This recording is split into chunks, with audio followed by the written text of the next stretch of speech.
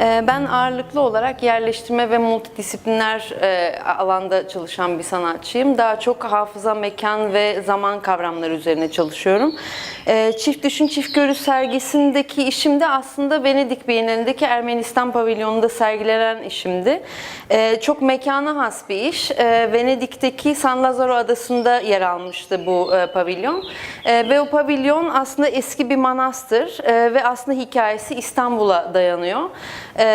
Daha doğrusu Anadolu'ya dayanıyor. Sivas'tan yola çıkan bir rahibin hikayesi. Esas ideali bir ruhban okulu kurmak ama ruhban okulunun esasları aslında daha çok kültüre, sanata ve bilime dayanıyor.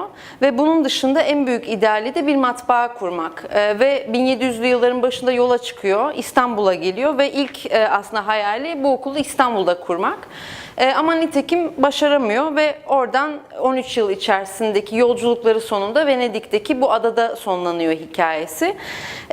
O dönemin dükası verem hastalarına verilmiş olan bir karantina adası olan San Lazzaro'yu bu koloniye veriyor. Ve ilk matbaayı manastırı kurdukları zaman matbaayı kuruyorlar aslında. Ve 2001'e kadar bu matbaa 1700'lü yıllardan 2001'e kadar aktif olarak işlev görüyor ve Avrupa'nın en büyük poliglot matbaalarından birisi olarak görülüyor bu matbaa. Bunun dışında ada aslında sadece keşişlerin yaşadığı bir yer değil, dönemin en ünlü şairlerinin ve ressamlarının da çok sık gidip geldiği bir yer. Ve bunlardan birisi de İngiliz şair Lord Byron. Lord Byron aslında esas Lord Byron'a biraz da atfen yapılmış bir iş. Çünkü manastırda Lord Byron'ın bir odası var. 28 yaşında adaya ilk geliyor ve Ermeni diline merak sarıyor ve bilmediği bir kültürün ve kimliğin dilini öğrenmeye başlıyor. Ve işte mektuplarında bu dilin ne kadar yazılı olarak zor olduğunu ama kendini o kimliğin yerine koyarak aslında yavaş yavaş öğrenmeye başladığından bahsediyor. İşte birazcık onun aslında kendini bilmediği bir kimliğin yerine koyması meselesiyle ortaya çıktı. Hareket eden kinetik bir heykel var sergide ve kayıp cennetten mektuplar yazıyor İngilizce ama Ermenice harflerle. Aslında kendini bilmediği bir kimliğin yerine koymasıyla aslında buna atfediyor.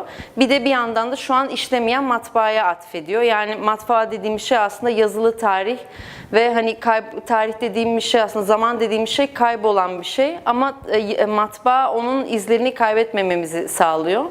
Biraz da bu atölyenin de ortaya çıkması da bu işin işle de çok bağlantılı. Bu anlamda işte matbaa kurma meselesi üzerine birazcık odaklanmış oldum. Atölye kendi matbaanı kurdu, atölyenin ismi. Aslında kendini başkasının yerine koyma meselesiyle birazcık bağlantılıydı.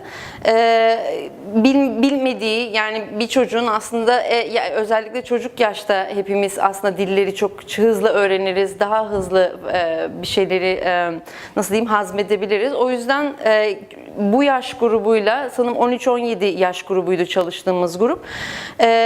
Bu yaş grubuyla çok yaratıcı bir sürece girmiş olduk. Atölye aslında Ermenice harfleri üzerinden yola çıktık. Ermenice harflerin Türkçe karşılıklarını yani Latince alfabedeki karşılıklarını yazarak başladı. Ve stroforlardan bu harfleri birebir keserek kendi belirledikleri bir cümleyi ya da bir kelimeyi Ermenice karşılıklarını yazarak kağıtlara basacaklardı. Aslında bir nevi matbaanın çok ilkel halini aslında deneyimlemiş oldular. Bir yandan da bilmedikleri bir dilin harflerini öğrenmiş oldular. Bir şekilde aslında hepimiz çocukken de yapmışızdır. Ya işte mesela harfleri tersten yazarak aynadan iz düşümlerini izleyerek kendimize bir dil oluşturmuşuzdur. Ya da kendi hayalimizden bir dil yaratmışızdır. Aslında bu kendine de bir alan oluşturma meselesiyle alakalı. Ama bir yandan da ötekiliği ortadan kaldıran bir şey. Hiç bilmediği bir kimliğin yerine koyuyor kendisini. Ve aslında kendi kelimelerini o dille yazmaya başladığı zaman aslında birbirine hiçbir zaman yabancı olmadığını anlamış oluyor. Bir şekilde bunu da göz önünde bulunduran bir atölyeydi. Ve bu anlamda çok da yaratıcı geçti. Bence çok hızlı harfleri öğrendiler. Bu benim için çok ilginçti. Çok kısa yani 3 saatlik bir atölyeydi ama ilk 1 saatinde hızlıca harflerin karşılıklarına bakarak yazarak başladı ama yine de çok hızlı hazmettiler diyebilirim.